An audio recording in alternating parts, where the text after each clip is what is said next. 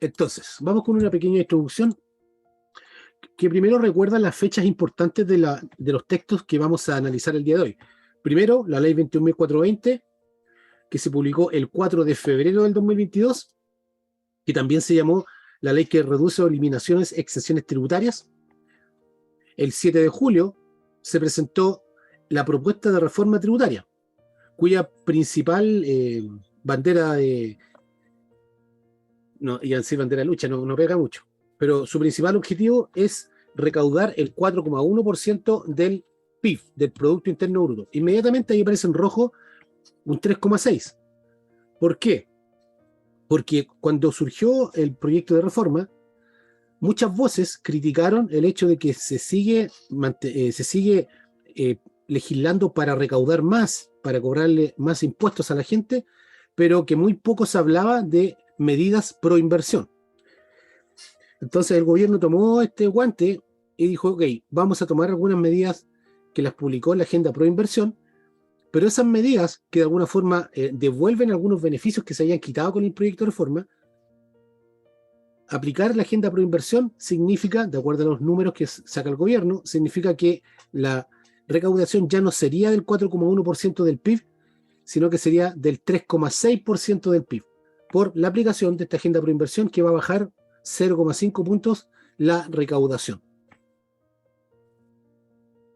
El 12 de septiembre, como bien dice ahí, se presentó, aquí falta una ley, la 21.440. El 12 de septiembre, el gobierno presentó la agenda pro inversión con 6 medidas, de las cuales una, que constituía de 7 puntos, tenía indicaciones y algunas incorporaciones al proyecto de reforma. Al día siguiente apareció otro documento, también por parte del ministro de Hacienda, donde se indicaron reseñas de indicaciones del Ejecutivo al proyecto de reforma tributaria. Cuando se anunció esta reseña de indicaciones, se suponía que este era el texto definitivo. Y así se publicó, y yo también así lo di a entender. Pero cuando surgió el documento formal el día 4 de octubre, el que llegó al Congreso, tenía algunos cambios. Y los vamos a comentar el día de hoy. Claro, aquí falta la introducción, la fecha de la ley 21.440. Bueno, ya, y aquí algo muy importante. Esta presentación en particular aborda los cambios más bien desde una perspectiva de gestión y operativa, en el sentido que tratamos de entenderlo visualizando una situación que nos puede ocurrir con un cliente o con nuestro empleador. Por lo mismo, abordamos temas de impuesto global, de impuesto de primera categoría e IVA. En general, no abordamos temas específicos de los cambios en el código tributario. Ya el cambio de la ley de tasación, el cambio, bueno, hay varios cambios en realidad. No lo abordamos porque es más bien materia de gente de abogados, y en una presentación que es más bien operativa, de gestión, los temas del código podríamos decir que pasan un poco al segundo plano, ¿ya? Y por un tema de tiempo, ya la presentación es larga, nos abocamos principalmente a lo que es los impuestos global complementarios, impuesto adicional también podríamos mencionar, impuesto de primera categoría e IVA, impuesto al valor agregado. Ya, vamos a analizar entonces los cambios que se están proponiendo. Tenemos que recordar, a pesar de que ya sale este documento formal de indicaciones al proyecto de reforma, pero todavía estamos trabajando, en el caso del proyecto de reforma, con propuestas, ¿ya? Se entiende que algunas no van a cambiar o no van a cambiar mayormente, pero podrían haber novedades como siempre han ocurrido y como ocurrió con la reseña de indicaciones que presentó el Ejecutivo el día 13 de septiembre, que cambió respecto al documento definitivo que se presentó el 4 de octubre. Entonces, no hay nada definitivo acá. Algunas cosas se entiende que ya no tienen mucha vuelta atrás, que se van a aplicar sí o sí, otras están cuestionadas, pero tenemos que tener presente que esta presentación está supeditada a cambios que puedan ocurrir. De hecho, esta misma presentación la hicimos finalizando septiembre y ya no es la misma, por los cambios que surgieron con la agenda pro inversión y con el definitivo proyecto, o sea, con el documento definitivo de indicaciones al proyecto de reforma. Ya, vamos entonces. Dijimos la primera clasificación va de menor a mayor. ¿Cuáles son algunos cambios que afectan a las personas naturales, como usted o como yo? Veamos. Ya, esto es muy importante. Yo todo le digo lo mismo, muy importante. Lo tengo de cuña. Yo no tengo la cuña en el fondo, pero tengo esta otra cuña. Es muy importante. Ya, a ver, ¿qué quiero decir con esto? Lo que sucede es que a mí me consta de que hay muchos contribuyentes que tienen un departamento, un bien raíz, que lo arriendan. Como el hecho de que esos bienes raíces se arrienden sin amoblar o sin las condiciones para ejercer una actividad comercial, son arriendos que no están afectos a impuesto IVA, pero eventualmente sí están afectos a impuesto a la renta. Sin embargo, como no hay un documento, que no hay un documento que hay que emitir en el caso porque no hay hecho grabado de IVA, el no emitir el documento provoca que un montón de contribuyentes, pero muchos, no tributen por las rentas de arrendamiento. Si usted conoce alguno, o usted mismo es uno, ojo, porque surge una norma, un beneficio para las personas naturales que permite rebajar de la base de impuesto global complementario de las personas naturales, le permite rebajar el monto pagado por arriendo de vivienda, con un tope de hasta 450.000 pesos mensuales. ¿Qué es lo que pasa con esto?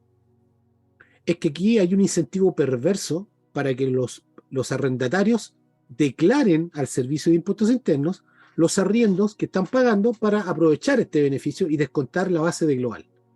Esto va a provocar que la contraparte, que en muchos casos no emitía ningún tipo de documento, menos aún declaraba la renta, ahora van a salir acusados, porque va a haber una contraparte que va a estar incentivada a declarar estos arriendos porque lo va a utilizar como beneficio propio.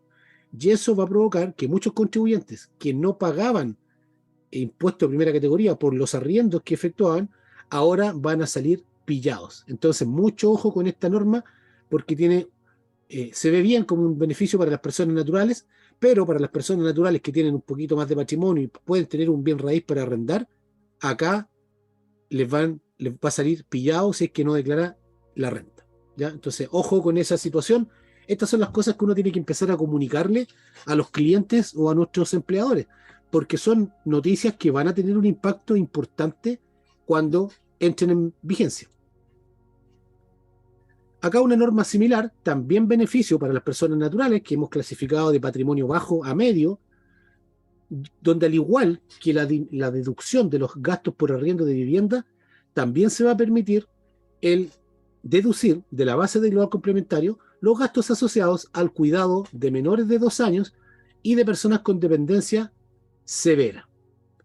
Acá esta es una norma que se ha dicho que se ve bastante difícil de controlar, porque yo perfectamente puedo estar cuidando, no sé, puedo decirle a un primo, una prima, que me cuide a mi hijo o que me tire una boleta y yo sigo cuidando a mi hijo y yo voy a cobrar, voy a rebajar de la base imponible un monto por una situación inexistente. Es muy dado a que una situación como esta se preste para buscarle la quinta pata al gato.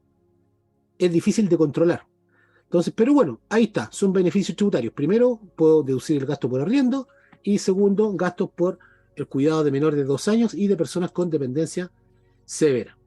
Otra eliminación para las personas naturales de patrimonio bajo medio es la eliminación del tramo especial que tenían algunos políticos respecto a sus rentas, que era una tabla similar al global complementario, pero un poquito más beneficiosa. Y elimina dicha tabla y equipara, o más bien, esto produce de que como dice ahí, el presidente de la República, los ministros de Estado, subsecretarios, senadores y diputados tributen en la misma tabla de global complementario que una persona natural como usted o como yo. Acá hay una restricción, aquí también, ojo, si usted tiene arriendos que tienen el beneficio de deducir eh, los intereses de los créditos hipotecarios que están con garantía, la norma restringe el uso de este beneficio a una vivienda. ¿ya? Antes no tenía tope de viviendas, solamente estaba el tope en UTA, si mal no recuerdo, que acotaba el uso del beneficio. Pero ahora, aparte del tope que no se mueve, solamente permite aplicar este beneficio a una sola vivienda. Entonces ahí también, ojo, si usted usa este beneficio, en general, todas las personas que piden un préstamo hipotecario y se compran la casa habitación, por ejemplo, aunque en este caso estamos hablando, bueno, sí, de las personas naturales, yo puedo usar una, dos, eh, tres deducciones de 3 contratos distintos, porque el único límite era el tope en UTA. Ahora el tope se mantiene, pero el beneficio solamente se permite utilizar por una vivienda. Por supuesto, se entiende que se va a escoger la más alta. Ya, ojo con eso. Aquí una situación particular que tiene relación con los gastos vinculados a la educación, porque se modifica el tope. El tope anterior, antes de este cambio normativo, indicaba que para evaluar el tope se sumaba la renta eh, de quien estaba al cuidado y del otro cónyuge. Ahora esta norma dice que solamente se va a considerar la renta de quien está al cuidado eh, del hijo. Ya, aquí aparece algo que estaba en el proyecto original de reforma y que sufrió cambios con las indicaciones al proyecto.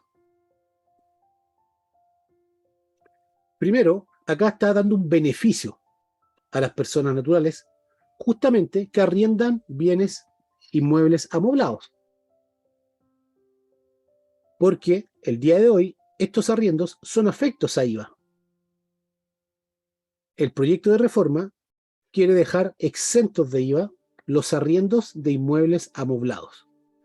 Yo creo que aquí hay una pillería porque un poco esto es un dulce, porque acabamos de decir que hay muchos contribuyentes que no tributaban y que ahora van a tener que hacerlo porque van a salir pillados porque la contraparte va a declarar ese arriendo para descontarlo de su base global y va a obligar a los contribuyentes que arriendan a declarar estos ingresos. Entonces, esta norma que está acá de alguna forma es como un regalito. Ya que te pillé y tienes que tributar, voy a eximirte de IVA cuando arriendes inmuebles amoblados. En las indicaciones al proyecto se otorga un nuevo beneficio para quienes arrienden inmuebles amoblados. Y consiste en que además de que va a ser un hecho no gravado de IVA, o más bien exento de IVA, se le va a permitir descontar de esa base imponible de primera categoría como gasto presunto un 10% respecto al valor de la renta. ¿Ya? Entonces, por un lado, me van a obligar a declarar esto en renta, pero por otro me están dando dos beneficios. Eximirme de IVA en el caso de los arriendos de inmuebles amoblados y otorgar un gasto presunto de un 10% sobre esta renta, con lo cual voy a tributar en estricto rigor con un 90% de la renta. Ya, el proyecto original eliminaba todos los beneficios del DFL2. Las indicaciones al proyecto de reforma no son tan drásticas. Permite que los adultos mayores que tienen ingresos en el primero tramo exento y el segundo tramo del global complementario puedan descontar,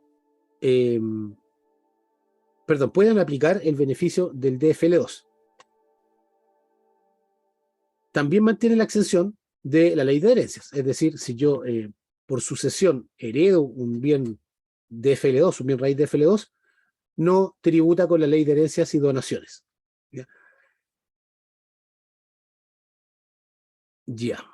De todas formas, claro, se mantiene el beneficio del DFL2 para adultos mayores, pero para el general de la gente se entiende que el beneficio del DFL2 se va a eliminar. Hay toda una discusión de que si es constitucional o no, porque está eliminando leyes anteriores que están vigentes, etcétera. Pero lo que se plantea es que se va a eliminar por lo menos para las personas normales. Ahora bien, detrás de esto, de hecho hay un estudio por ahí de que hay contribuyentes que tienen hasta 2.000 departamentos de DFL2. ¿Ya? Entonces, uno claramente ahí se da cuenta que no se está cumpliendo el objetivo del beneficio. Sin ir más lejos, el DFL2 es una vivienda económica de 140 metros cuadrados. Hoy día, personas que viven en 3 metros cuadrados y ahí recién para ellos es una vivienda económica. Por tanto, es una norma que fue abusada y que a mí en particular, es una opinión personal, me parece bien que se elimine el beneficio. Claro, tampoco tengo DFL2 como para defenderlo, pero me parece bien porque, como les digo, hay un estudio donde se ve claramente de que hay un montón de contribuyentes que abusaron de este beneficio porque era un beneficio para adquirir vivienda propia y no para arrendar. Ya, nos cambiamos a los hechos, nos cambiamos a los cambios que están señalados en la normativa. Todavía estamos con la agenda, perdón, con el proyecto de reforma. Los cambios que le afectan a personas naturales de alto patrimonio. Vamos. Ojalá que haya alguno de los alumnos ahí.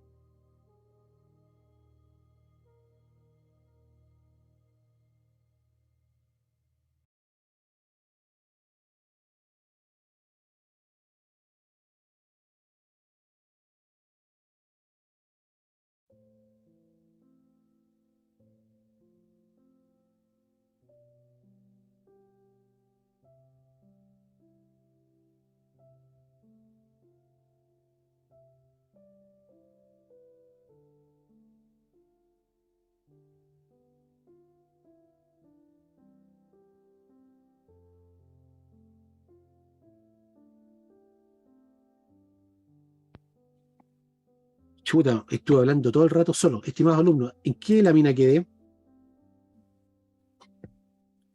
¿Se acuerda que yo le dije que me había pasado esto? ¿En qué lámina quedé?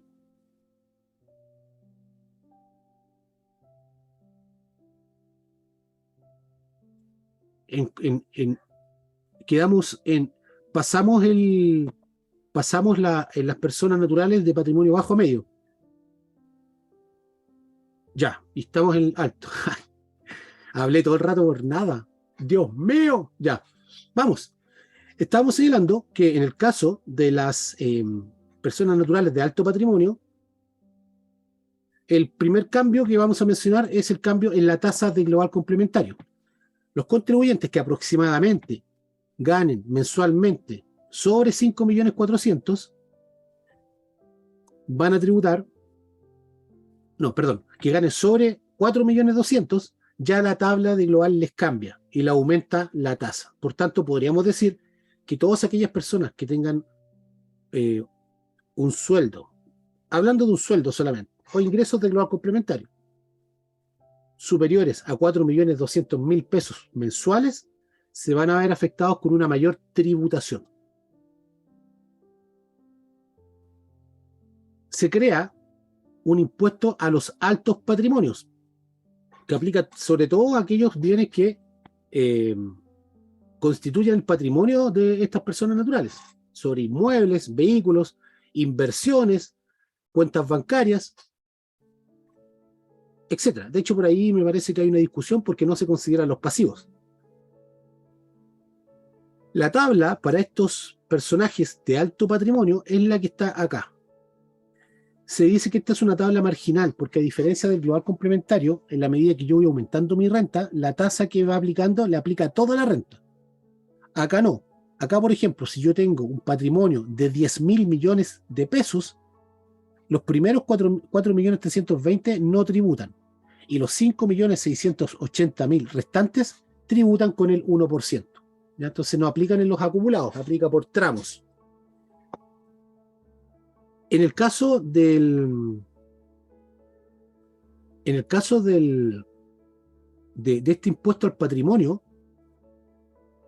cuando aplique, se permite aplicar créditos que están asociados a impuestos que también aplican a altos patrimonios. El primero de ellos es el impuesto, las contribuciones o la sobretasa de contribuciones que aplica a contribuyentes que tienen tienen bienes raíces, ya no me acuerdo los montos de los avalúos, pero son contribuyentes que tienen bienes raíces de mucho valor. Cuando yo pago esa sobretasa como tal, que es un impuesto, me sirve de crédito a este impuesto al patrimonio. El impuesto al lujo, que está dentro de la ley 21.420, que es un impuesto que aplica a aviones, avionetas, autos de alta gama, motocicletas de alta gama, aviones, yates, avionetas, etcétera, helicópteros. Cuando yo pago ese impuesto al lujo, ese impuesto también me sirve de crédito para este impuesto a los altos patrimonios. Y en tercer lugar, ahí está tarjado en amarillo, porque inicialmente el impuesto al diferimiento, que es un tema que vamos a ver en las slides que vienen a continuación, cuando abordemos los cambios en las personas jurídicas, es un nuevo impuesto que, en el caso de aplicarse, le servía de crédito a este impuesto al alto patrimonio. Pero ese impuesto al diferimiento, como vamos a ver, sufrió algunos cambios. Y dentro de esos cambios, conceptualmente se indicó de que esto en realidad no es un impuesto, es más bien una tasa de interés. Y por ese motivo se eliminó la posibilidad de que ese impuesto al diferimiento sirva de crédito para este contribuyente que está afecto al impuesto al alto patrimonio. Ya. Acá, ya.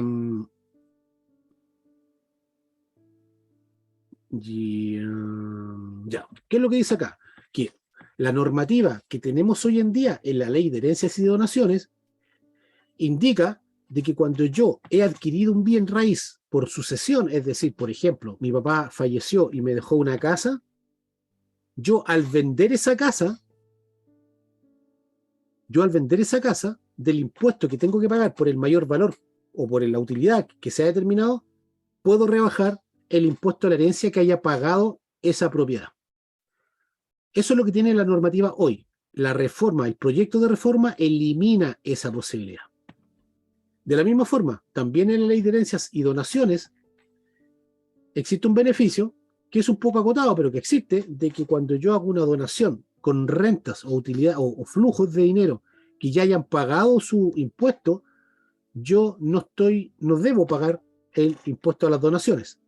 Por ejemplo, si yo le regalo a mi hijo 1.000.000 de pesos que provienen de mis rentas, de mi trabajo, se supone que si yo le dono a mi hijo ese 1.000.000 de pesos,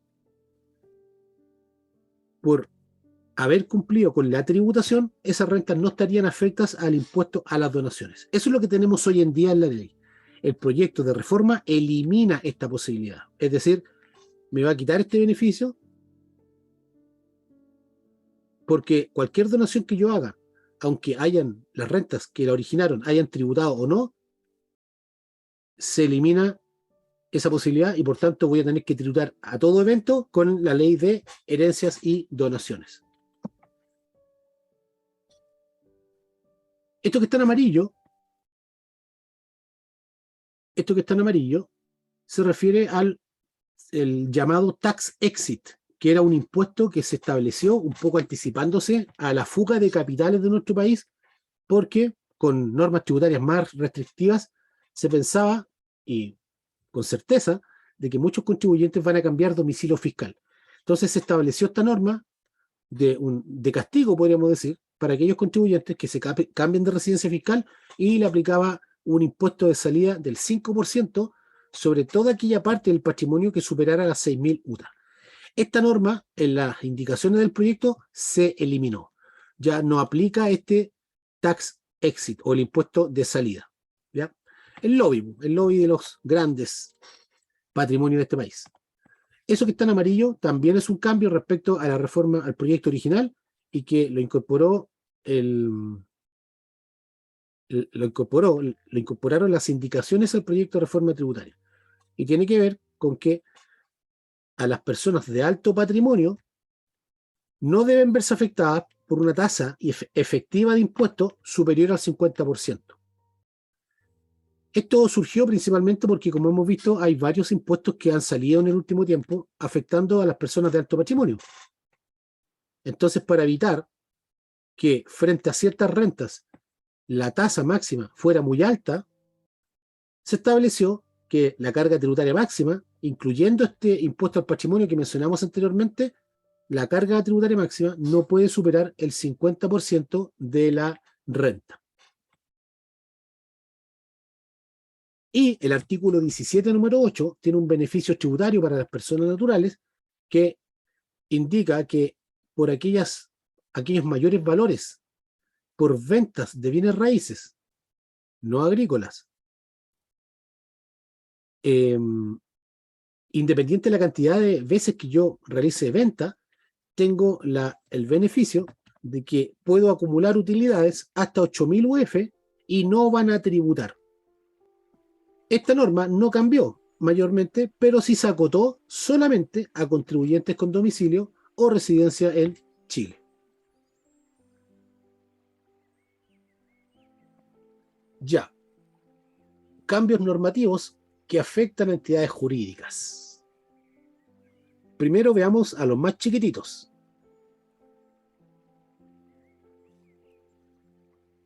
Ya, aquí inmediatamente nos vamos a la renta presunta. Acá, en este recuadro, a la izquierda, donde dice año 2022, es la norma actual de renta presunta respecto a los topes que se tienen para acceder a la renta presunta. Hay un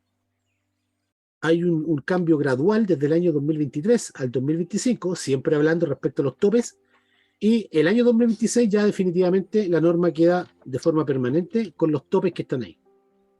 Si usted se da cuenta, y qué mejor ejemplo que la actividad minera, de poder acceder al régimen de renta presunta teniendo utilidades de hasta 17.000 UF, ahora, para acceder a la renta presunta, las utilidades no deben superar las 2.400 UF.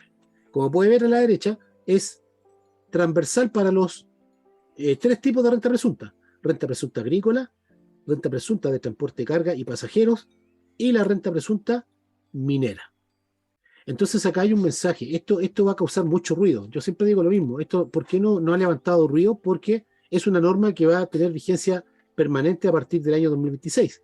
Entonces ahora nadie está viendo esto, pero claramente el sector agrícola y el sector de transporte de carga sobre todo, y por qué no de pasajeros, algo van a hacer, porque le están quitando, disculpe la expresión, una teta que la mantuvieron durante muchos años, y a esta altura, muy similar a lo que se dice respecto al DFL2, estamos frente a regímenes que la verdad es que ya no se justifican. La renta presunta, no tenemos que olvidar, que nació por un tema más bien de practicidad, ¿está ahí la práctica? De simplicidad, no sé. Porque, por ejemplo, un pequeño minero que trabaja en la mitad de un cerro, es prácticamente imposible que un fiscalizador pueda ir a revisarle la renta efectiva. Lo mismo el transporte de carga, pasajeros. Los inspectores ya no se ven, que se suban un inspector del Servicio de Impuestos Internos y no sé, que revise la cortada de boletos, no sé. Entonces, lo mismo la actividad agrícola. El inspector del servicio no se va a ir a meter entre medio de un campo en el Valle del Elqui para ver cuál es la producción de uva. No. Entonces, esto nació más bien por un tema de ser práctico. Surgió la renta presunta. Pero hoy en día, y con el desarrollo de las herramientas digitales, la verdad es que la renta presunta ya no tiene tanto sentido, porque hoy día sí es posible controlar en base a renta eh, más cercana a la renta efectiva que una presunta, es posible controlar a contribuyentes.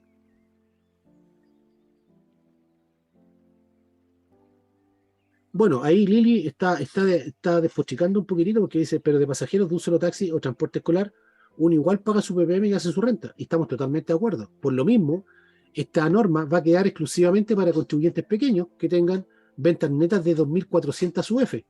Y no más. Y no más.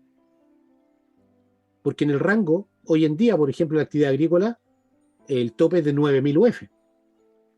Va a quedar en 2.400. O sea, va a quedar hecho para efectivamente sea ocupado para contribuyentes más chicos y no para contribuyentes más grandes. Ya, bueno, como les decía, acá tenemos los topes en relación a las ventas netas y los topes en relación al capital efectivo. Recordemos que el concepto de capital efectivo es el activo valorizado tributariamente. ¿Ya? Es el total de activos valorizados tributariamente. Ese es el capital efectivo. Que en empresas chicas, en realidad, podríamos decir que el capital efectivo es el aporte inicial. Ya no hay mucho que decir cuando incorporo caja con una cuenta patrimonial, el capital efectivo corresponde al capital pagado inicial.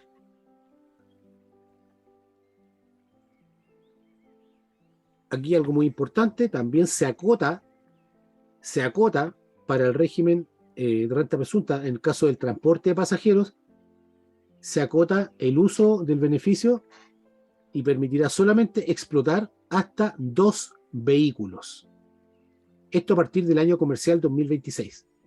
O sea, si yo tenía renta presunta y tenía 20 vehículos, lo siento mucho, solamente va a poder aplicar renta presunta teniendo como máximo 2 vehículos. Ahora bien, un dato, todo no puede ser tan malo. Yo puedo tributar en renta presunta y en renta normal, por lo tanto, perfectamente igual podría aprovechar la renta presunta para algún vehículo, ya que no puedo para todos, pero podría ocuparla para algunos. Ya, seguimos con el régimen MIPYME.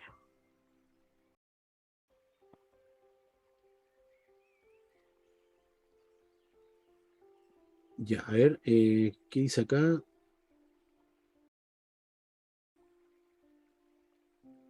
Ya.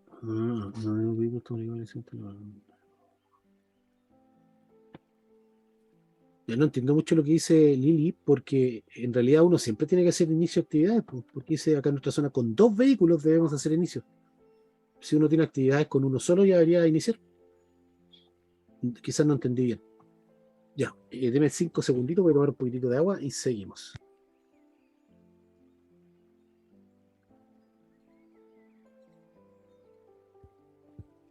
Ya, seguimos con el régimen MIPYME o los contribuyentes pequeños en un contexto de personas jurídicas.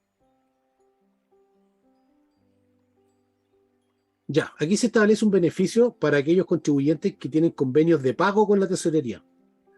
La norma original indicaba de que no se cobrarían intereses durante los primeros 12 meses, siempre que hayan convenios de hasta 12 cuotas. Las indicaciones al proyecto de reforma amplían este plazo de 12 a 18 meses.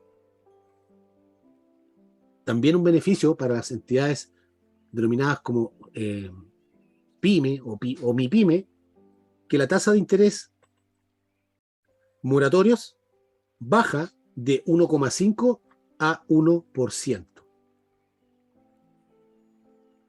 Acá también hay un beneficio para las pymes en el sentido de que existe un beneficio tributario que permite descontar desde la base imponible del impuesto a la renta, permite descontar hasta un 35% de gastos que califiquen como gastos de inversión y desarrollo.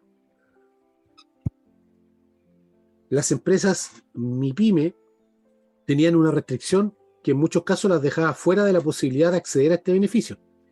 Y es que existía un requisito donde se indicaba que las entidades que podían acceder a este beneficio del I+D, inversión más desarrollo, eran sociedades que debían llevar contabilidad completa. Entonces, el régimen de transparencia, por ejemplo, quedaba inmediatamente afuera, y el régimen ProPyme, si yo opté por llevar contabilidad simplificada, también quedaba afuera. Ese requisito se eliminó. Con lo cual se abrió un espacio para que las empresas ProPyme con contabilidad simplificada y de transparencia tributaria puedan acceder a este beneficio del I+D que les permite descontar de la base imponible un monto que asciende al 35% de los gastos que yo haya efectuado en inversión y desarrollo. Aquí también, dentro del contexto de este beneficio de la inversión más desarrollo, a diferencia de los regímenes generales, particularmente el 14A semi-integrado, de existir un exceso de crédito por la aplicación de este crédito por inversiones, es inversión en innovación y desarrollo. En el régimen general, cuando yo aplico esta normativa y determino un crédito, y ese crédito por razones X es mayor que la renta, ese crédito se pierde. O sea, no es crédito, esa disminución es mayor que la base imponible, se pierde. En cambio, en el régimen ProPyme, no, es crédito. No es disminución de la base imponible, es crédito. En el caso del régimen ProPyme, a diferencia del régimen general, si hay un excedente de este crédito respecto al impuesto de primera categoría, se devuelve. ¿Ya? Entonces ahí, frente al mismo beneficio de inversión en innovación y desarrollo, en el régimen 14A de haber un exceso, ese crédito no se devuelve, se pierde, y en el caso del régimen ProPyme o de transparencia, ese crédito se recupera.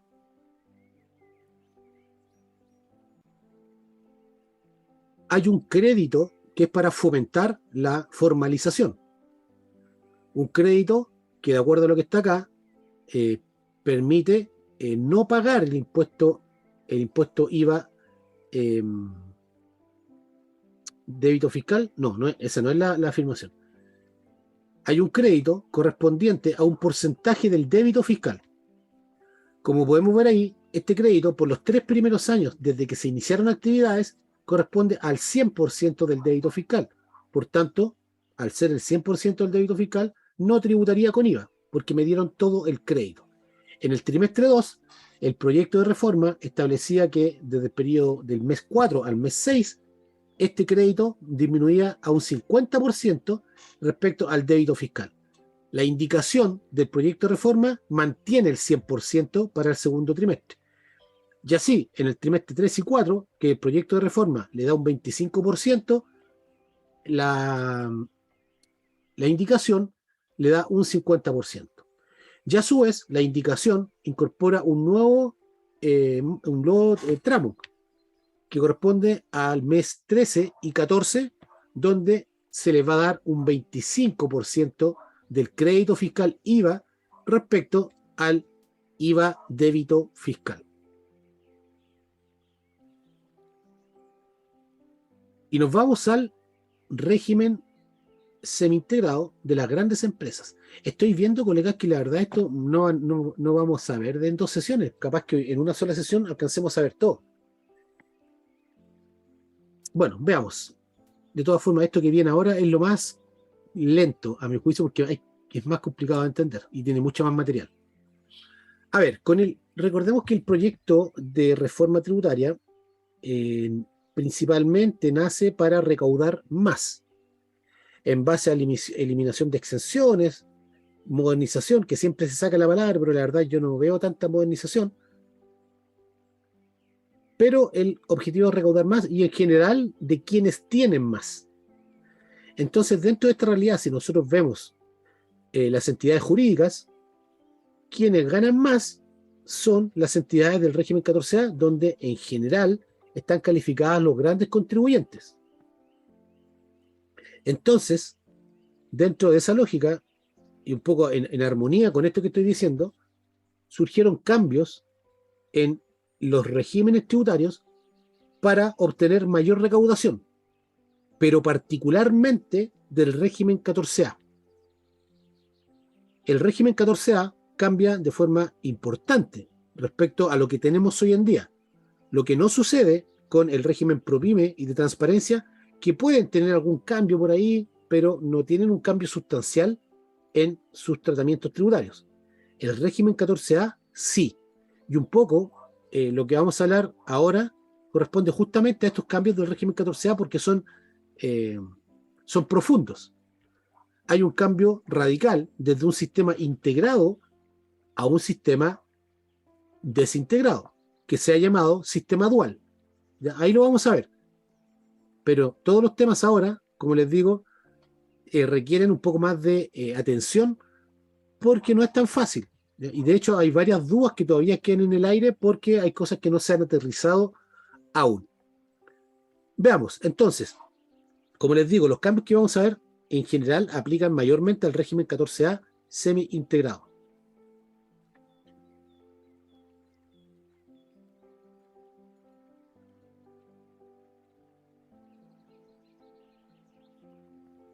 Ya. Ahí la Lili me está corrigiendo, dice que hay una resolución del año 99 donde no era necesario iniciar actividades. Y está interesante eso, ¿eh? Lo voy a... Le voy a sacar una foto porque si no... A ver, ¿dónde lo puedo dejar rapidito? Pucha, tengo ocupado el... Dame un segundito, voy a dejarlo aquí en un Word para revisar eso. Igual es antigua, ¿eh? Pero tiene sentido.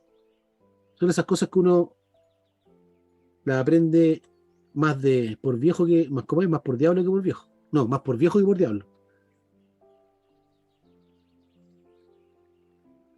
Ya, me perdí. Ya, aquí estamos. Pero ¿por qué no aparece aquí en mi pantalla? Ahora sí. Ya, entonces los cambios que estamos mencionando para los regímenes de grandes contribuyentes afectan principalmente al régimen 14A. Yo tengo dudas al respecto porque recordemos que de acuerdo a las normas de ingreso, hay empresas que no necesariamente son grandes contribuyentes y tributan en el régimen 14A. Me refiero a aquellas que tienen, que se digan, aquellas, las inmobiliarias, qué mejor ejemplo, que todas sus rentas son del artículo 20 número 3 o 20 número...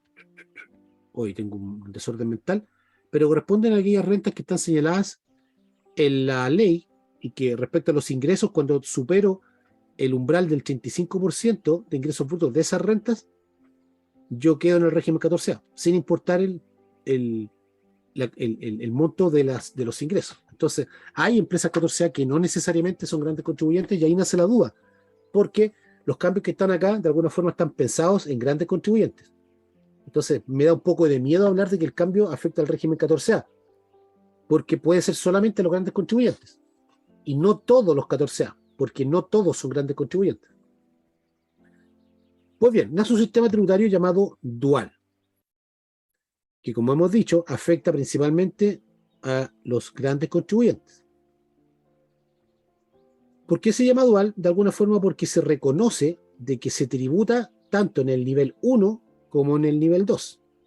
Nosotros cuando hemos visto nuestro curso de renta empresarial, dijimos que en el sistema integrado en el cual estamos inmersos,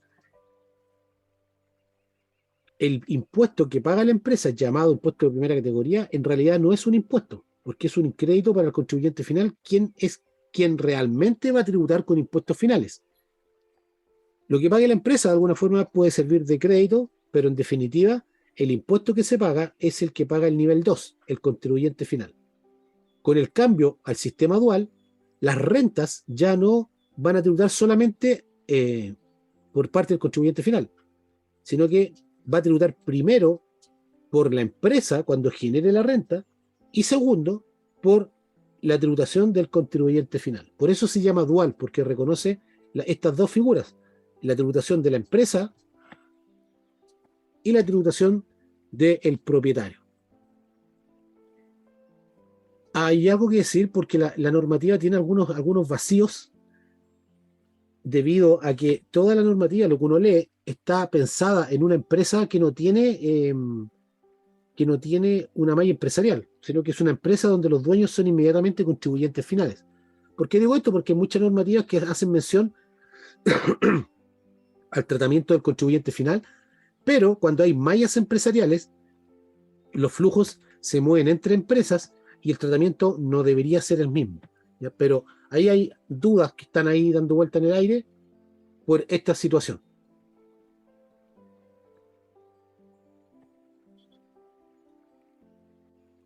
Ya. De hecho, en la definición que está en la pantalla, cuando habla de que nace un sistema dual, dice en el cual tributa la empresa con impuesto de primera categoría y el contribuyente final con impuesto global complementario o adicional. En esa definición está claro que hay una empresa y están los dueños. Pero ¿qué pasa cuando hay rentas que se mueven desde una empresa que está abajo hasta llegar arriba a la matriz? Ahí no queda tan claro cómo hacer el control ni la aplicación de estas normas que vamos a revisar. Un cambio importante, la tasa de impuesto de primera categoría, que hoy en día para el régimen 14º es de 27%, se reduce a 25%. Pero la felicidad no puede durar mucho, porque se rebajaron en 2 puntos porcentuales la tasa de impuesto de primera categoría, pero se creó un nuevo impuesto que adivine qué, por un 2%, que de alguna manera compensa la rebaja del 27 al 25. Ahora bien, este impuesto que se ha llamado tasa de desarrollo, si bien inicialmente es un mayor pago de impuestos, yo puedo descontar esta tasa de desarrollo en la medida que yo efectúe inversiones o desembolsos que califiquen como inversión en productividad. Estas son definiciones que están un poco verdes, pero se entiende que cuando habla de inversión en productividad, por lo menos a mi entender, se refiere a estas nuevas empresas start-up, en el sentido que son empresas con un alto apalancamiento y que generan utilidades, que pueden generar utilidades grandes sin aumentar significativamente sus costos. Entonces, como que por ahí va esto. Y de hecho, estas normas tienen que ver mucho con innovación. Entonces surge esta nueva tasa de desarrollo que es un impuesto de 2%, pero que yo eventualmente, si tengo inversiones en productividad, en alta tecnología, yo podría eventualmente rebajar este 2% hasta hacerlo cero, ¿ya? Pero para que esto se produzca, debo cumplir con ciertos requisitos. No es cualquier desembolso. Ya, y aquí viene este famoso impuesto al diferimiento. Deme un segundito, por favor.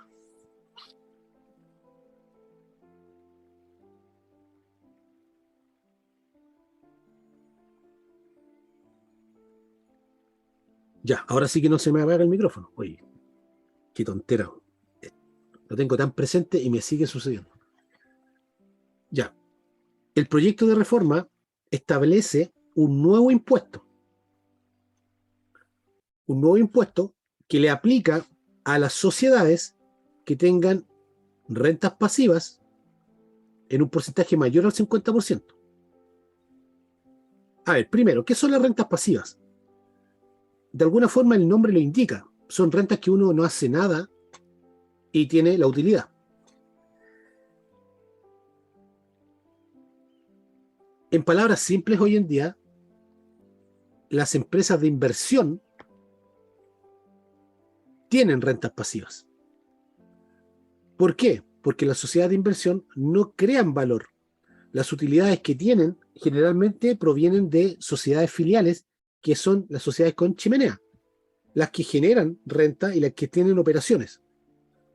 Entonces, este es un mensaje a todas aquellas sociedades que administran mallas empresariales, y que es bastante común porque es la forma en que se organiza una empresa cuando tiene muchas filiales. Se organiza a través de una matriz que de alguna manera administra los flujos que van generando las propias empresas para ir asignando de acuerdo al interés de cada empresa. Esas empresas de inversión que no generan rentas por sí solas y solo acumulan rentas que reciben de las filiales son entidades que tienen rentas pasivas. ¿Ya? Entonces, primero, rentas pasivas que se encuentren en el registro de rentas acumuladas, el futuro RUA, y rentas que se encuentren en el futuro registro de diferencias temporales. Entonces, si una sociedad que tiene principalmente rentas pasivas mantiene este tipo de rentas en su registro de renta empresarial, deben tributar. Inicialmente, la tributación se estableció que era sobre la renta que se había dejado de retirar. La renta pasiva no retirada, con una tasa de un 1,8%. Pues bien, después de haber estudiado esta norma, se estableció que el impuesto al diferimiento que aplica a las utilidades acumuladas no retiradas de sociedades con rentas pasivas, se estableció que la base imponible sobre la cual se iba a calcular este impuesto, que ya le están cambiando el nombre, dicen que no es un impuesto, pero la base imponible ya no es respecto a la renta que ha diferido su retiro, sino que es sobre el impuesto final que esa renta ha dejado de pagar. Entonces la normativa indica de que la renta que se ha dejado de pagar, el impuesto a la renta que se ha dejado de pagar por esa renta que no ha sido retirada, es de un 22%, que es un nuevo impuesto al capital que aplica cuando hayan distribuciones de dividendos. Esa figura que acabamos de mencionar se refiere, como dijimos hace un momento, principalmente a una empresa que no tiene malla empresarial y el dueño es una persona natural. Ahí es súper fácil entenderlo, ¿ya? Pero antes que esto, ya, entonces el cambio fundamental es que ahora este impuesto al diferimiento aplica sobre el impuesto que el impuesto que la renta acumulada dejó de tributar. Se entiende que una renta, cuando se distribuye como dividendo, donde no hay mallas empresariales, está la empresa y el dueño, el contribuyente final, se entiende que al reefectuar el dividendo, aparte de haber tributado esa renta con primera categoría en la renta líquida imponible, se va a afectar con un 22%. Un 22% que el contribuyente, la persona natural, puede optar a declarar o no. ¿Por qué? Porque esta renta él la lleva a su global complementario, el dividendo recibido. Ese dividendo paga un 22% de impuesto. Si yo en mi global complementario estoy en una tasa superior al 22%, no me conviene declarar esa renta, porque voy a hacerla tributar con un impuesto que podría perfectamente haberlo evitado, porque va a aplicar una base sobre una tasa mayor al impuesto que pagó en el origen, que era el 22%. Pero al revés, si el contribuyente está tributando en una tasa de global complementario menor al 22%, a él sí le conviene declarar esta renta, porque al ser la tasa menor al 22%, va a haber un margen de crédito que va a sobrar, va a ser un excedente y este contribuyente va a poder pedir devolución. Ya, ¿qué más respecto al diferimiento? Las rentas pasivas, cambió la base, cambió la tasa. También mencionamos por ahí que dejó de ser crédito para el impuesto al alto patrimonio, porque con este cambio se establece o se dice de que es más que un impuesto, es más bien una tasa de interés, y por eso no constituye crédito para los impuestos a los altos patrimonios. Ya, ¿qué más? ¿Qué más del impuesto al diferimiento? Como que me dan ganas de decir más cosas, pero no. Ya, otra cosa tiene relación con lo que dijimos hace un momento, de que esto está pensado en contribuyentes, empresa, contribuyente final. Pero cuando hay 4 empresas entre la filial más baja y la matriz, y el flujo va desde la filial más baja hacia la matriz, ese flujo pasa por 4 empresas distintas. Y ahí surgen dudas respecto a cuál va a ser el reconocimiento eh, del impuesto final. Porque cuando hablamos del 22%, hablamos del impuesto a la renta del capital. Pero no tenemos que olvidar que los contribuyentes domiciliados o residentes en países con los cuales Chile tenga convenios de doble tributación, todo esto que estamos hablando acá eh, no lo aplica tal cual, principalmente porque se mantiene la integración para el contribuyente extranjero.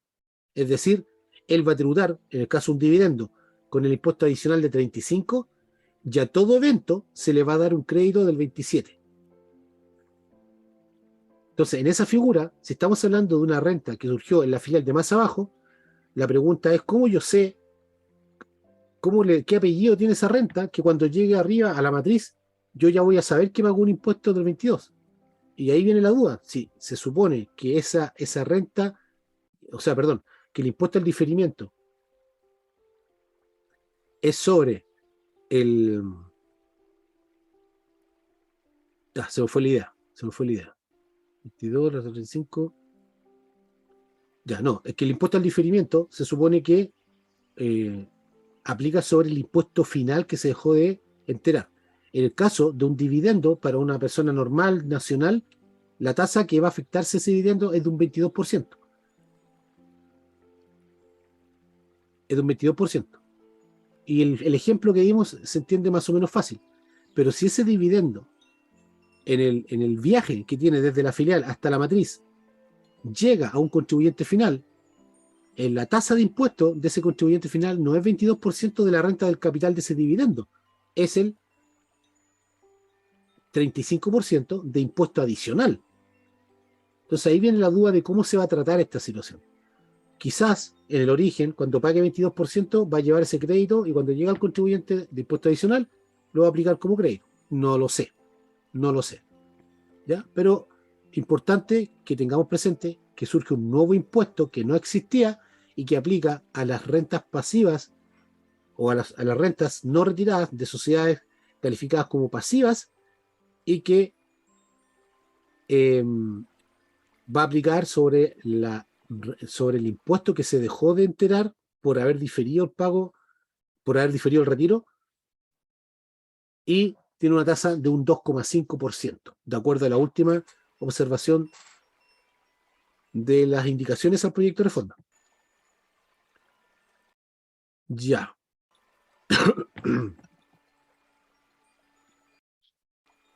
Y aquí está el famoso impuesto al capital. El impuesto al capital.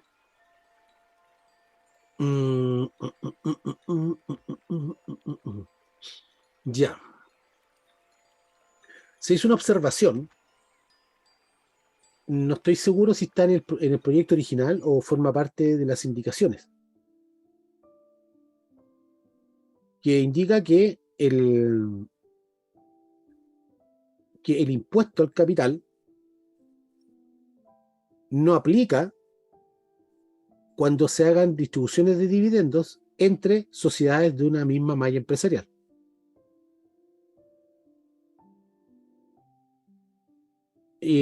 Alguien podrá decir que está bien o mal, porque de alguna forma, si yo pago ese impuesto, me va a servir de crédito. Pero hace bastante engorroso el reconocimiento de los retiros, de los créditos, porque acá hay una tole que se ha dado porque es un cambio relevante en el tratamiento de los créditos y de los impuestos que se tienen que pagar. El hecho de cambiarse de un sistema integrado o semi-integrado, pero que sigue siendo en el fondo integrado, a un sistema dual que no es integrado, hay muchas cosas que cuesta asimilar. Y estamos en ese camino, ¿ya? Pero en concreto, lo que dice acá, que no vaya a pensar que por aplicar esta tasa de 22% del impuesto al capital que se aplica cuando se efectúa un retiro, esos retiros, si se producen dentro de una media empresarial, no vaya a pensar de que tiene que aplicar el impuesto a cada rato. No. eventualmente aplica solamente en la primera salida, en la primera distribución, por decirlo de otra forma. Y aquí también pasa algo particular, porque si bien en un sistema dual ya no hay créditos disponibles como impuestos de primera categoría, como existe hoy en día el sistema semi-integrado o ProPyme, igual debemos controlar cierto tipo de créditos. Y ahí aparecen estas situaciones raras, porque eventualmente si yo hago una distribución de una sociedad, una entidad jurídica a otra entidad jurídica, yo no voy a pagar el 22% todas las veces, pero sí lo pagué en la primera distribución. Entonces, uno pensaría de que este dividendo va a ir con apellido, crédito, por una tasa de 22%, cosa que cuando llega al contribuyente final, este 22%, si bien el contribuyente final va a tributar con 35% en el caso de un contribuyente extranjero, este 22% eventualmente debería servirle de crédito. Pero reitero, hay muchas suposiciones. Muchas veces se casa con una suposición y a veces la norma sale distinta, ¿ya? Pero, como les digo, el objetivo del día de hoy no es conocer esta norma que todavía se está trabajando.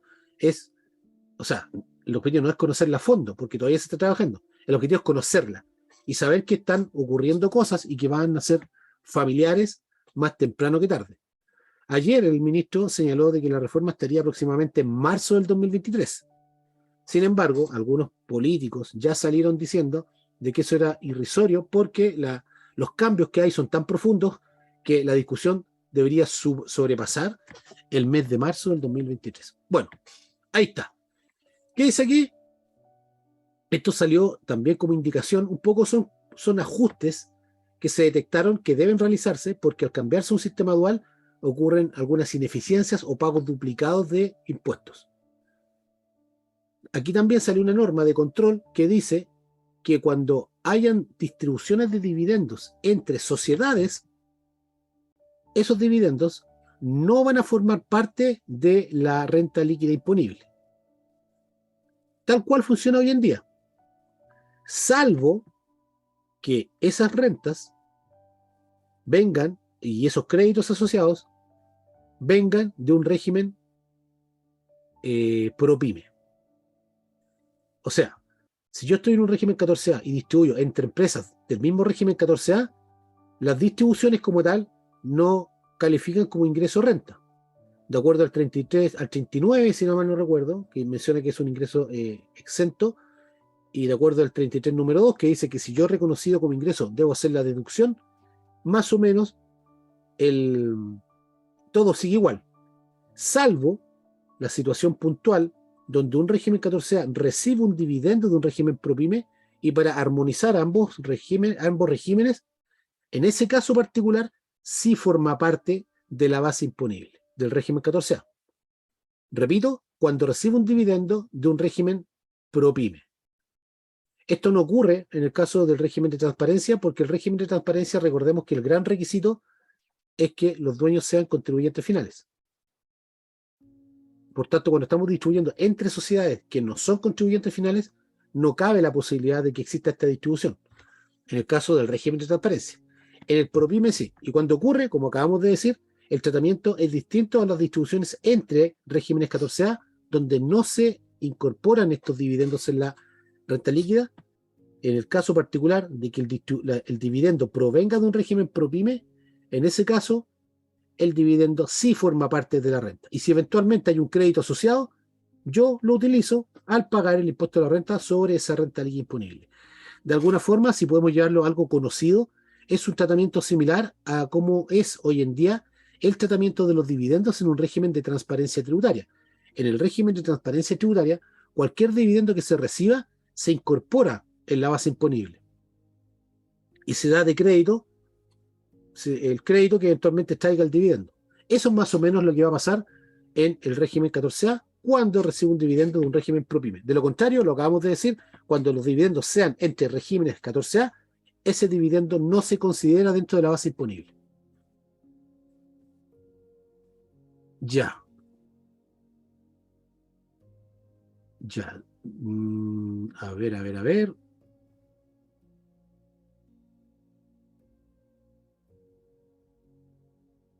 Deme un segundito para revisar el acá, que cuánto nos queda. Ya, aquí uno solo. Un cuadro, después viene el... Pero aquí faltan cosas. Ah, ahí está. Ya.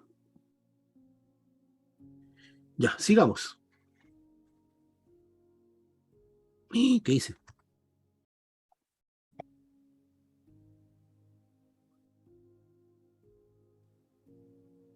Ya. Pucha. De nuevo rápido. Ya, ahora sí. Ya. Ya. Este recuadro lo que pretende de alguna manera visualizar el cambio que se produce desde un sistema tributario integrado a un sistema desintegrado y también un sistema dual, que es el sistema nuevo. Eh, es un paralelo donde podemos ver que la tasa de impuesto de primera categoría se mantuvo en 27%, en el caso del régimen ProPyme. La verdad es que la tasa es de 10% hoy en día, pero la dejamos en 27 para hacer un comparativo y ver el efecto real de estar en un régimen u otro, independiente que la tasa de impuesto, por supuesto que causen efecto, pero acá solamente para revisar que frente a variables iguales, la tributación de los distintos regímenes no es exactamente la misma. Veamos, en el primer recuadro está la simulación del régimen 14 de 3 ProPyme.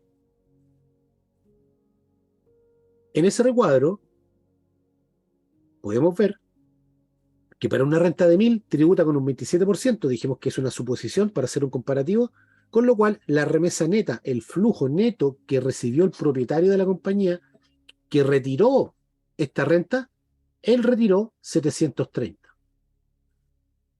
De acuerdo a la metodología tributaria, si esos 730 traen un crédito de 270, que de hecho lo traen, yo en mi base imponible debo incrementar ese crédito porque de alguna manera debo reconocer ese incremento patrimonial, porque estamos hablando de un impuesto que pagó un tercero, en este caso la empresa, a mi favor. Por tanto, para mí es un incremento patrimonial.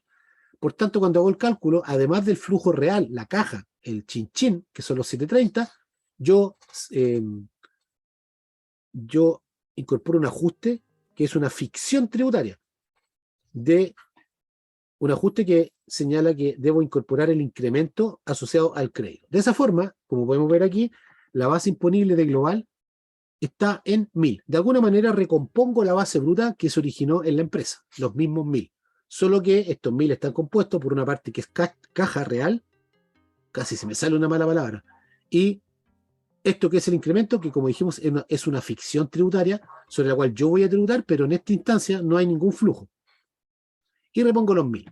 La tasa de global complementario, en este caso, un 35%, que es equivalente a la tasa de impuesto adicional, y me da un impuesto global de 350.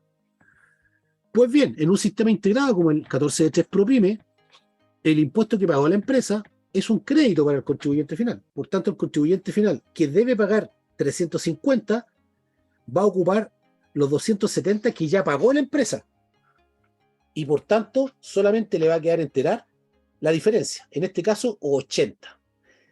Ahora bien, independiente de que el impuesto se haya pagado primero a través del crédito pagado por la empresa y la otra parte por parte del contribuyente final, la tasa efectiva de impuesto, que es la variable que uno mira, es de 35%. Es decir, de una renta de 1000, yo pagué impuestos por 350. 270 lo pagó la empresa y 8 lo pagó el dueño. Pero en definitiva, la tasa efectiva de impuesto, que corresponde al impuesto pagado respecto a la renta original, es de un 35%. Entonces aquí ya podemos visualizar de que la carga efectiva está directamente relacionada en un sistema integrado a la carga del contribuyente final. En este caso, la tasa de global complementario de 35%. Si esta tasa hubiera sido 36, 37, por supuesto aquí estamos obviando las rebajas y todo el cuento. Es un ejercicio práctico. Acá la tasa efectiva siempre va a ser igual a la tasa del contribuyente final, el 35%. Y es una característica de un sistema full integrado, como es el caso del régimen ProPyme 14D3. Ahora bien, antes de pasarnos al sistema semi-integrado, quiero recordar que en algún momento dijimos que en el caso de los contribuyentes cuyos dueños, propietarios, estén domiciliados o sean residentes de un país con el cual Chile tenga convenio para evitar la doble tributación, en ese caso no existe la restitución que existe en el sistema semi-integrado. Por tanto, en ese caso particular, el tratamiento es igual que el régimen PROPYME, es decir, 100% integrado. El sistema integrado tiene el gran tema que es la restitución, el castigo del 35% del crédito. Por tanto, aquí estamos hablando de la situación donde el contribuyente final es un contribuyente final nacional, ¿ya? Porque el extranjero, de acuerdo al convenio, si es que debe tributar, se le va a respetar el 100% de la integración. No va a haber castigo al crédito, no va a haber restitución, ¿ya? Si no pasa eso, si estamos en una situación normal con contribuyentes nacionales, pues bien, aquí podemos ver que el tratamiento es similar al régimen PROPYME, pero ¿dónde aparece la diferencia? Hasta aquí estamos igual. Los 1000, los 270 créditos, el incremento, los 1000 repuestos, 35%, carga tributaria, 350. Pero aquí aparece la diferencia, aparece la restitución, porque la restitución, si bien yo voy a dar el 100% de crédito, pero voy a incorporar como un mayor impuesto el 35% del crédito. Por eso acá, yo cuando menciono el crédito por impuesto de primera categoría, sigo mencionando los 270, pero tengo la restitución que es el 27%, perdón, es el 35% del 27%. Y que en este caso me da 94,5. Está bien eso, ¿no? A ver, 37, 9,45. A mí no. Sí, está bien. Sí. 5 por. Sí, está bien. Ya, entonces acá, raya para la suma, a diferencia del sistema full integrado, donde el contribuyente final tributó por 80, en el sistema semi integrado, el contribuyente va a tributar por 175. ¿Por qué va a tributar? Va a tributar con, o más bien, la tributación aumentó en 95 o 94,5, porque le faltan los decimales. ¿Por qué? Por la restitución. Este es el gran tema por el cual un régimen 14A es mal visto, porque para un contribuyente nacional, la recarga que tiene o la pérdida que tiene el 35% del crédito es relevante, es importante. Entonces, sigamos para abajo. Pagué más, el contribuyente final pagó más, independiente que igual ocupó como crédito los 270. ¿Pero por qué pagó más? Porque además del impuesto global como tal, tiene él que reconocer la restitución. Y vamos hacia abajo, hacia abajo, hacia abajo, y finalmente determinamos que la tasa efectiva máxima de impuesto en este caso es de 44,45. Si usted se da cuenta, la diferencia entre el régimen 100% integrado y este dato del semi-integrado asciende a 9,45, que es exactamente el efecto del 35% del 27%. Yo hablo un porcentaje porque aquí el ejercicio lo hicimos en números cerrados, pero los números no necesariamente son cerrados, ¿ya? Pero acá podemos ver, lo bueno de hacerlo en porcentajes o en números cerrados es que visualizo inmediatamente no solo el porcentaje, sino los números. Entonces, en el sistema semi-integrado, para una misma renta, para un mismo impuesto de primera categoría, para un mismo crédito, pero aplicando restitución, la carga efectiva, comparativamente hablando respecto al régimen 100% integrado PROPYME, la carga efectiva sube en 9,45% o en 94,5%, que es equivalente en número, y que es equivalente, como dijimos, al aumento de la carga tributaria por la aplicación de la restitución. Entonces acá podemos deducir, primero hay que decir que cuando la carga efectiva, la tasa efectiva de impuestos que estamos calculando acá, por efectos de que el contribuyente está en una tasa de global superior al 35%, esto tiene una línea de ajuste. De tal forma que yo nunca voy a pasar como tasa efectiva de impuestos el 44,45 en referencia siempre solamente a los dividendos recibidos, porque por ahí mencionamos un nuevo tope que se está mencionando para los impuestos a los altos patrimonios, pero es un impuesto que tiene relación con ese impuesto en particular. Acá, en el impuesto a la renta, la tasa efectiva no puede superar el 44,45. Y si eso sucede porque la tasa de global es superior al 35%, yo tengo que hacer un ajuste para descontar este valor de tal manera que nunca supere el 44,45%. Acá tengo un sistema hipotéticamente 100% desintegrado, sin ningún tipo de ajuste, sin ningún tipo de control, nada, 100% desintegrado. Acá podemos ver, y un poco acercándonos a lo que es el sistema dual del proyecto de reforma, podemos ver que acá sigue todo igual, pero acá ya cambia. ¿Por qué? Porque en un sistema integrado o semi-integrado, el impuesto que paga la empresa es crédito para el contribuyente final. Y al ser crédito para el contribuyente final, dijimos que era un incremento patrimonial para él, porque le están dando un monto de plata que él lo va a ocupar, pero que él no lo pagó, no salió de su bolsillo.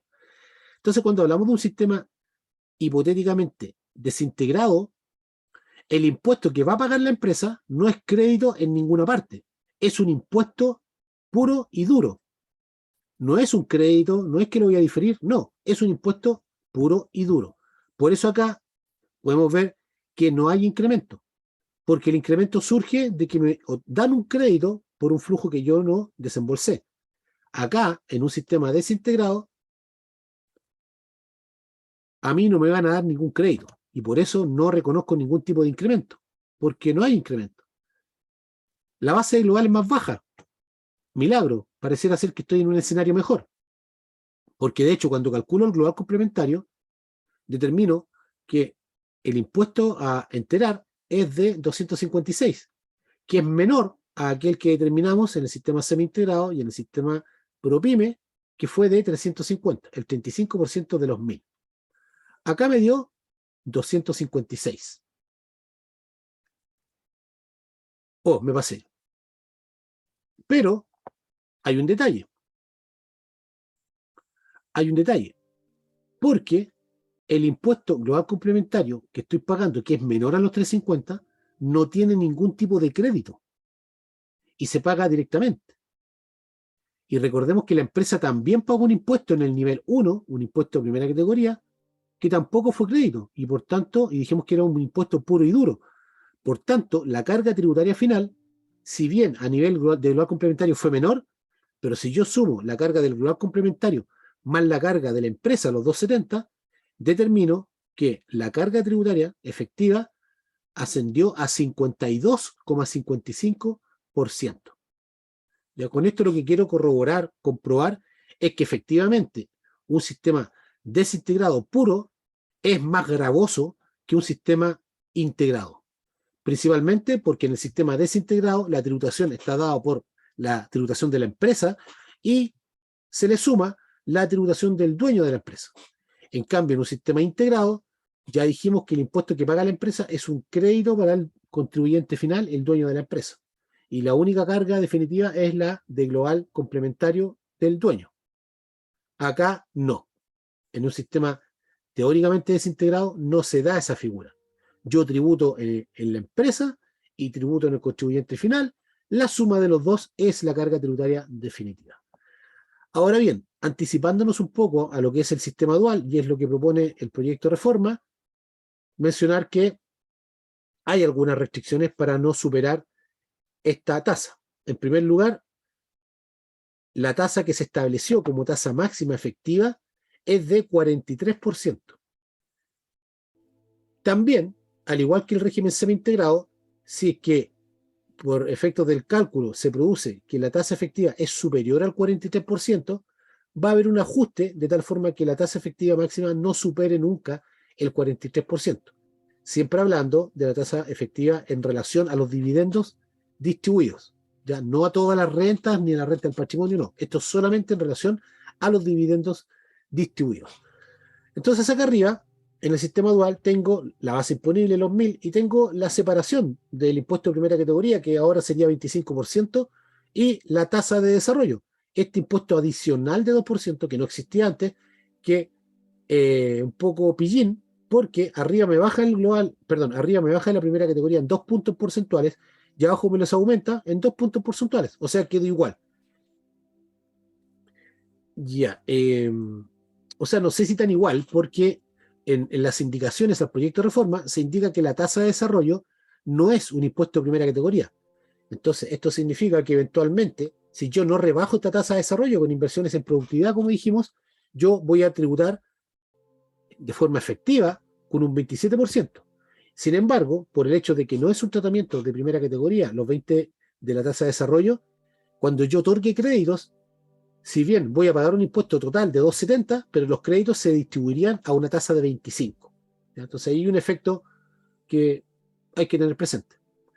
¿Qué tengo acá? La retención del 22%, porque cuando sale un dividendo, y esto es un ejemplo con una empresa y un dueño inmediatamente, no hay mallas empresariales para entenderlo de mejor forma. Si yo tengo esta renta y le aplico el impuesto primera categoría y la tasa de desarrollo, también al monto neto de esta renta le debo aplicar la retención del 22%, el impuesto al capital, este nuevo impuesto. Con lo cual, la remesa, después de haber descontado el impuesto de primera categoría, la tasa de desarrollo y la retención del 22%, la remesa neta haciendo un valor de 570. Hay que tener ojo con esto porque la retención del 22% es de alguna forma un crédito, ya no es una mayor carga tributaria, es un crédito. Los 2,50 y los 20, sí, esas son cargas tributarias porque aplican a la base y se cobran. Pero los 160, si bien yo los pago, es un crédito que lo voy a aplicar de forma posterior. Por tanto, no es una carga tributaria como tal. Para señalar de que esto parece engañoso, porque estoy diciendo que en un sistema dual la remesa es de 570 y la remesa en los otros regímenes fue por 730. Remesa efectiva. Entonces, en el sistema dual, me paso para adelante cada rato, en el sistema dual, yo tengo los 570, pero a nivel de flujo que debe tributar, en realidad son los mismos 730, porque los 570 me retuvieron 160, pero es una mera retención, no es un impuesto. Me están reteniendo para después devolverlo. Por tanto, la base bruta de impuestos no son los 570, son los 570 más esta retención de 160, los 730. Ahora bien, eh, suponiendo, porque acá pusimos la tasa de equilibrio que es de 22%. ¿Por qué? Porque en el régimen 14A y 14E3 la tasa de equilibrio es de 35%. Por eso acá, cuando yo supero una tasa global de 35, se produce un ajuste. ¿Por qué esta es la tasa de equilibrio? En el nuevo sistema dual, la tasa de equilibrio es de un 22%. Yo creo que puede cambiar porque esta tasa de equilibrio está en base a la tasa de global, más, perdón, la tasa de primera categoría más la tasa de desarrollo. Pero al decir que la tasa de desarrollo no es un impuesto de primera categoría, acá creo de que esta tope podría cambiar. Pero así está planteado el día de hoy.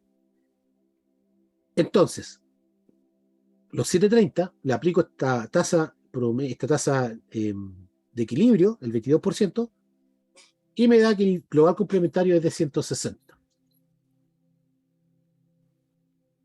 El global complementario es de 160, pero yo ya traía un crédito o una retención de 160 que le aplicaron a la remesa por el 22% y lo aplico acá.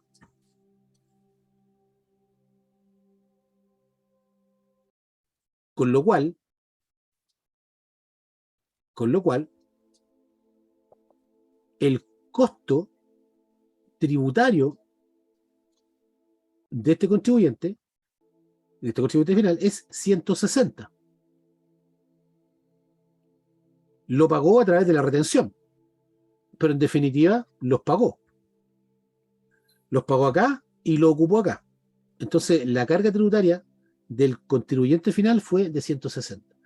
Si a eso le sumamos la carga tributaria de la empresa, que en este caso considera la tasa de desarrollo, por eso digo que acá puede haber un ajuste, porque considera la tasa de desarrollo como impuesto a la renta, y ya se dijo que no tendrá el tratamiento de impuesto a la renta, sin perjuicio de que los ajustes en el registro de renta se mantienen.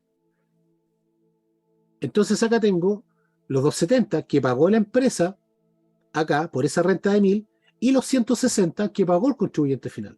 Con lo cual, la tasa máxima, con la tasa efectiva determinada para una renta de 1.000 con una tasa de global de 22% es de 43%. ¿Por qué hablamos de que este es el punto de equilibrio. Porque al igual que el régimen semi-integrado, si yo me paso de la tasa efectiva respecto a un dividendo de 43%, tengo que ajustarlo de tal forma de nunca superar este porcentaje de 43%. Aquí voy a recordar lo que dijimos respecto al contribuyente de global complementario. Si en este caso particular el contribuyente tributa en global complementario, ese dividendo él puede declararlo o no. Acá lo declaramos para ver el efecto. Pero si, por ejemplo, si este contribuyente estuviera tributando en una tasa de global exenta, por ejemplo, le conviene, porque va a declarar esta retención, esta renta, va a quedar dentro de una base de cero, y sin embargo me van a devolver la retención del 22%. Por el contrario, si el dividendo,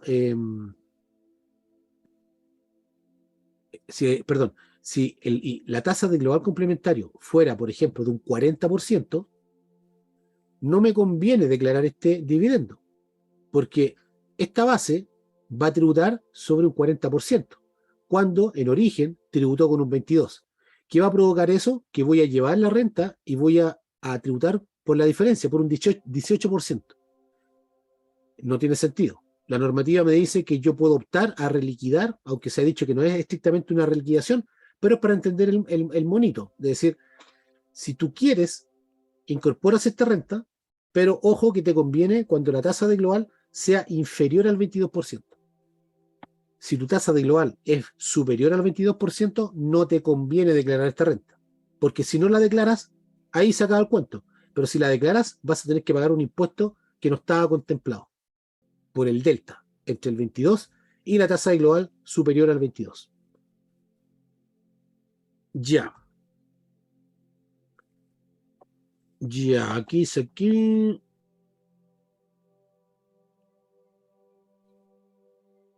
Y aquí se menciona algo que dijimos hace un momento, de que cuando pensamos en un contribuyente extranjero con residencia o domicilio en un país con el cual Chile tenga convenio para evitar la doble tributación, ese contribuyente no le aplica la restitución y el tratamiento es similar al sistema integrado del régimen 14.3 PROPYME. Esto ocurrió, es bueno hacer un poquito de historia, y se metió mucho miedo cuando se dijo que se iba a desintegrar el sistema. ¿Por qué? Porque los convenios de doble tributación chilenos con otros países tienen la llamada cláusula Chile, porque en nuestro país en particular el sistema integrado es un bicho raro dentro de los sistemas tributarios en el mundo. Y por ese motivo, ese bicho raro quedó plasmado en todos los convenios de doble tributación. Esto se ha llamado la cláusula Chile, que de alguna forma reconoce que los dividendos van a tributar con la tasa de impuesto adicional, pero con crédito del impuesto de primera categoría. Con el cambio al sistema dual, que de alguna manera desintegra el sistema, a lo menos para el régimen 14A o los grandes contribuyentes,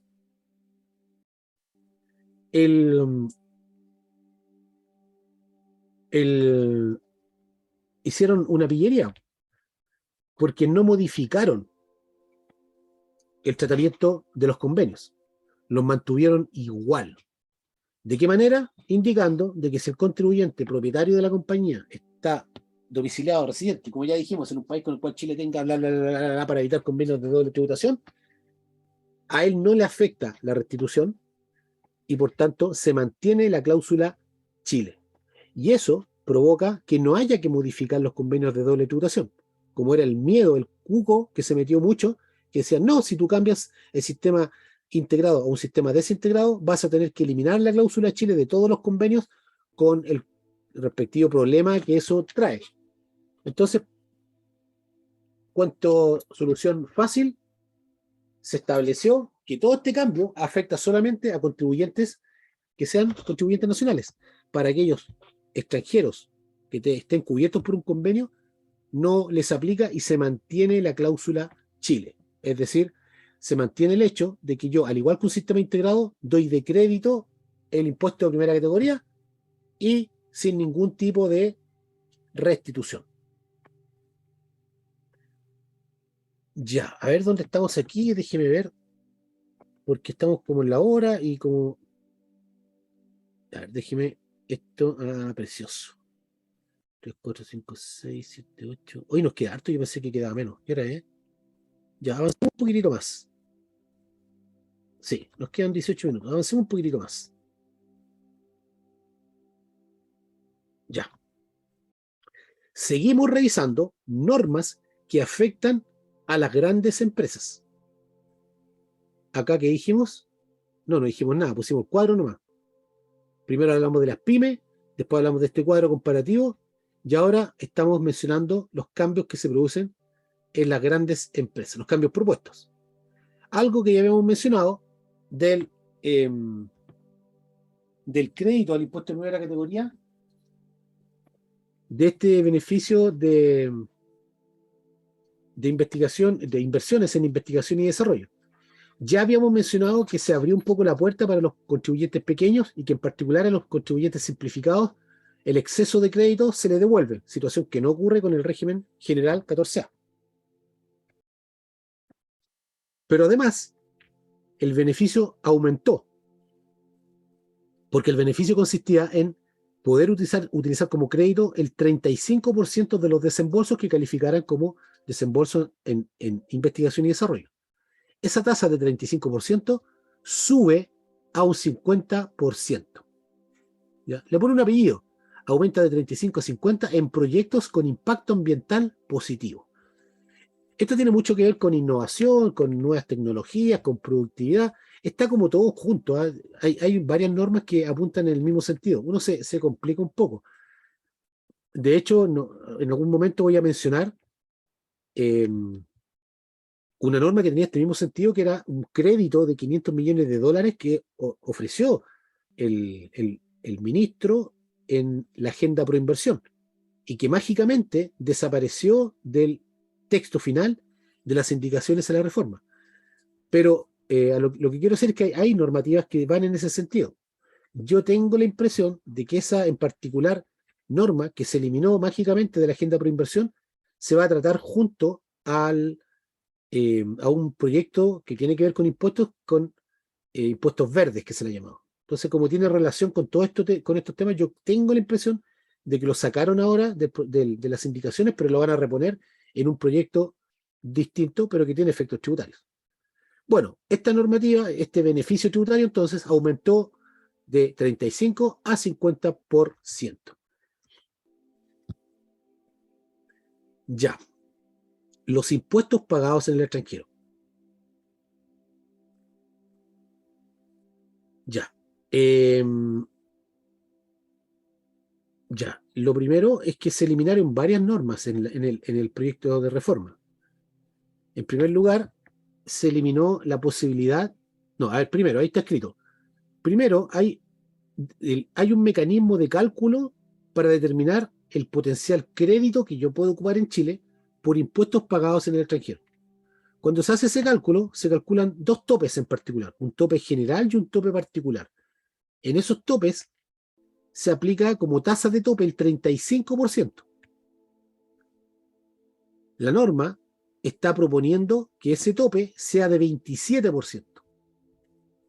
Las indicaciones al proyecto de reforma indican que eso quedó mal redactado porque no debe decir 27%, debe decir que el tope es la tasa de impuestos de primera categoría vigente.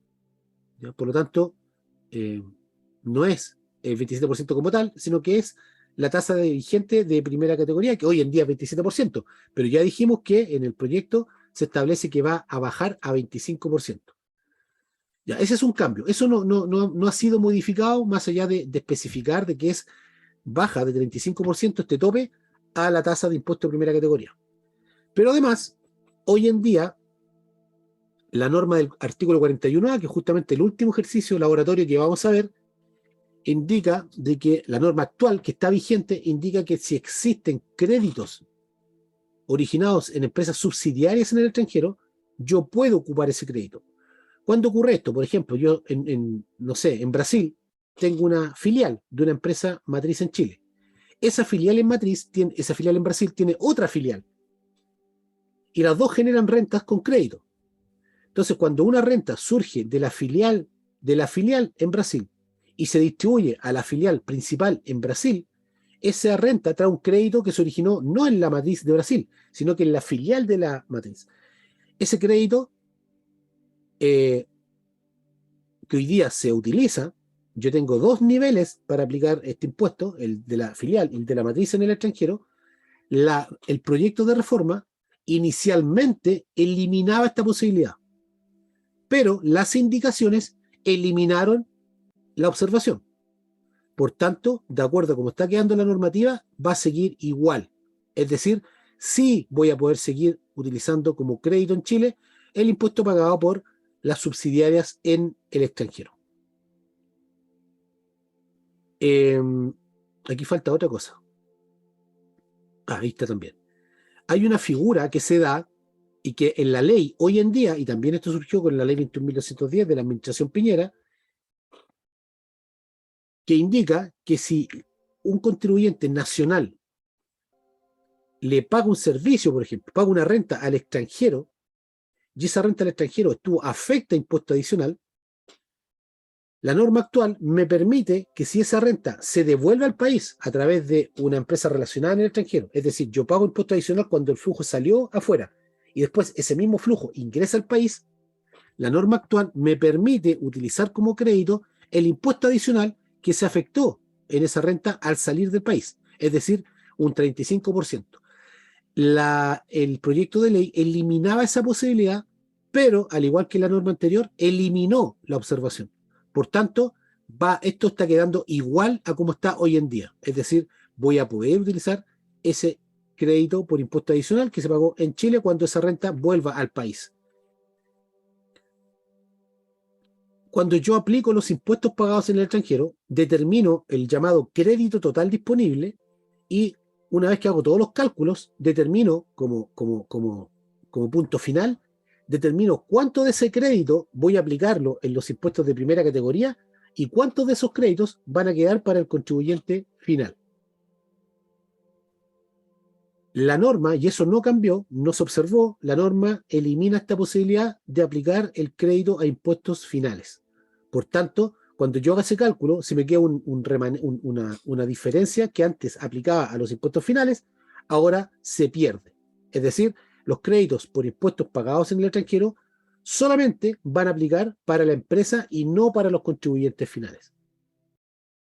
¿Y qué dice ahí? Aumenta requisitos de prueba para sustentar, claro, adicionalmente a mencionar la eliminación de estos cambios en el proyecto de reforma, también se agregan nuevos requisitos para probar que efectivamente se pagaron los impuestos que se dicen que se pagaron. Y al final, lo que dice ahí, algo que ya mencionamos, que las indicaciones indican que el cambio de 35 a 27 no es de 35 a 27, sino que de 35 a la tasa vigente de impuestos de primera categoría. Acá hay un cambio que es preocupante porque es un cambio que surgió y lo vimos cuando vimos el artículo 31.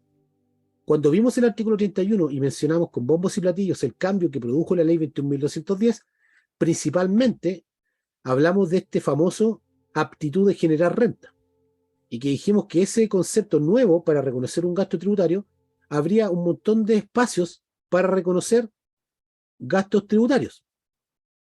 Y que incluso el hecho de que el concepto principal sea aptitud de generar renta indica, y asimismo lo dice la norma, de que yo puedo eventualmente aplicar un gasto sin tener reconocido el ingreso. Este tipo de situaciones tienen mucha importancia y pegan fuerte en grandes sociedades de inversión.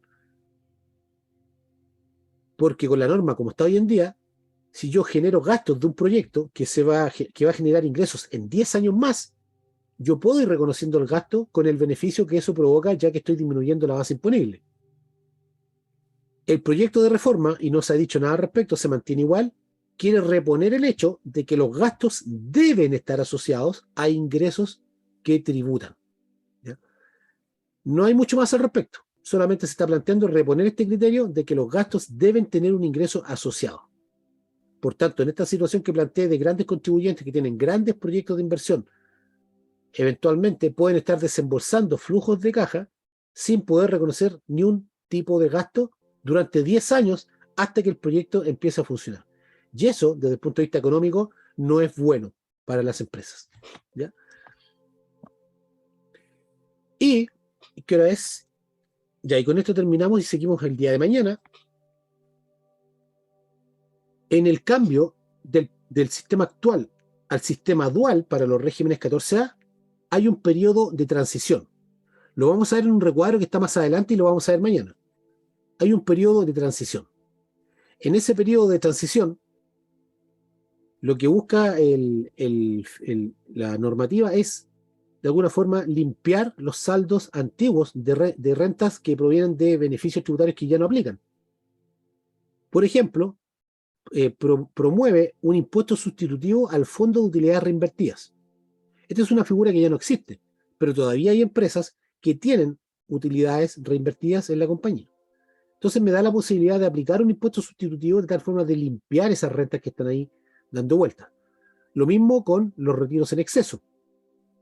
También, de forma gradual, aplica o propone el pago de un impuesto sustitutivo a los retiros en exceso. Esta es una norma que quedó vigente el 31 de diciembre del 2014, me parece.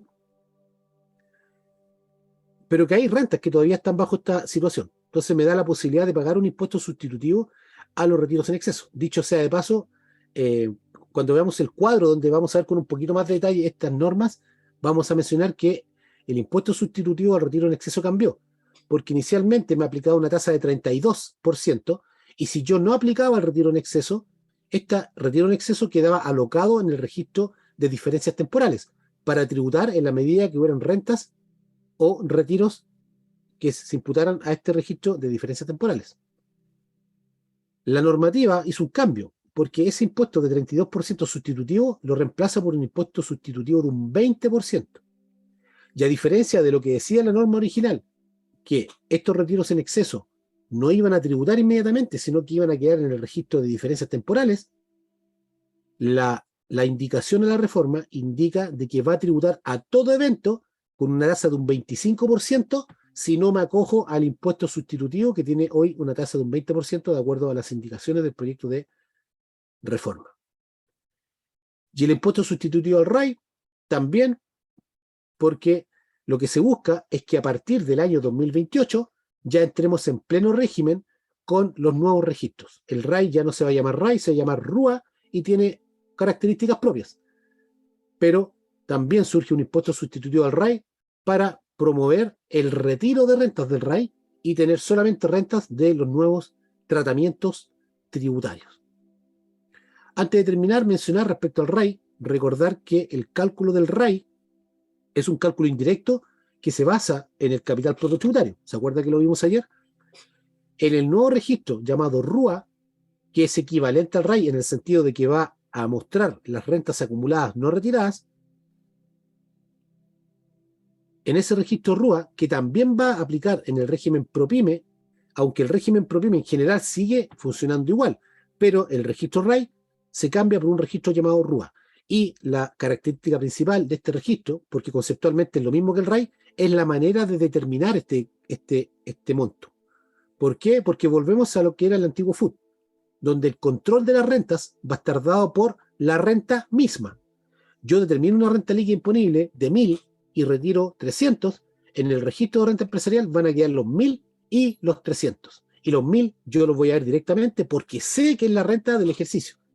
Hoy en día, con el cálculo del RAI, yo me pierdo, porque es un cálculo indirecto donde yo tengo claridad respecto a la imputación del retiro, pero no respecto al origen de la renta que estoy considerando en el RAI, porque uno pierde de vista esa renta acumulada al calcularse de forma indirecta. Alumnos, colegas. Me están preguntando por las rentas pasivas. Ya, y con eso termino. Voy a referirme a las rentas pasivas, pero en relación al impuesto al diferimiento. Se ha establecido un nuevo impuesto que afecta a entidades que tengan rentas pasivas principalmente, es decir, rentas pasivas en un porcentaje superior al 50%. Las rentas pasivas como tal, en una definición bastante simple, son aquellas rentas que mantiene una sociedad, pero que la sociedad no los genera. Es el caso, por ejemplo, de la sociedad de inversión que tienen, y es el principal caso, sociedad de inversión que administran inversiones, ya sea inversiones pequeñas o inversiones grandes, donde son partícipes principales de una sociedad, por ejemplo, operativa. Entonces, esta sociedad de inversión, que existen un montón en nuestro país, porque es como se estructuran las grandes empresas, los grandes proyectos de inversión, se estructuran con una matriz y filiales que cuelgan de la matriz, de apoyo al giro, independiente, etcétera, pero se apoyan de la matriz. Entonces, en esa figura en particular, esa matriz que solamente administra, eh, que administra inversiones, es una entidad que se califica como una entidad que tiene rentas pasivas, porque en particular la sociedad en sí misma no genera rentas. Las rentas que genera provienen de otras sociedades. Y por eso son pasivas, entre comillas, porque yo no tengo operación y sin embargo recibo rentas. Pasivas porque yo no hago nada para generar esa renta. Lo hacen las empresas operativas. Entonces, cuando la sociedad califica como renta, como sociedad que tiene rentas pasivas, las rentas pasivas que se encuentren en el registro RAI, actual RAI, futuro RUA, y actual DDN, futuro RDT, esas rentas van a tributar con un impuesto único. No voy a mencionar la norma anterior, voy a mencionar solamente cómo quedó, cómo está quedando hoy en día. Se va a aplicar un impuesto único con una tasa de un 2,5% que va a aplicar sobre el impuesto que la renta acumulada dejó de tributar por no estar retirada. Ese 2,5 aplica sobre el impuesto que se dejó de pagar.